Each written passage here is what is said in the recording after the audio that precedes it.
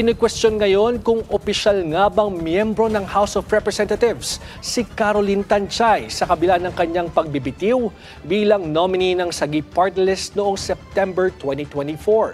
Si Tanchay ay kabilang sa mga mambabatas na lumagda bilang endorser ng impeachment complaint laban kay Vice Presidente Sara Duterte. Gayunpaman, may mga katanungan kung kwalipikado ba siyang lumagda rito lalo't ilang buwan na siyang hindi bahagi ng sagip. Sa ulat ng Politico.com, ayon sa isang source, formal na nagsumite si Tanchay ng kanyang resignation letter noong September 25, 2024 na naka-address kay Sagip Party List Representative Rodante Marcoleta. Si Tanchay ang pangunahing nominee ng Kamalayan Party List para sa 2025 elections at ang kanyang pangalan ay nakalista sa opisyal na talaan ng nominees na inilabas ng Commission on Elections.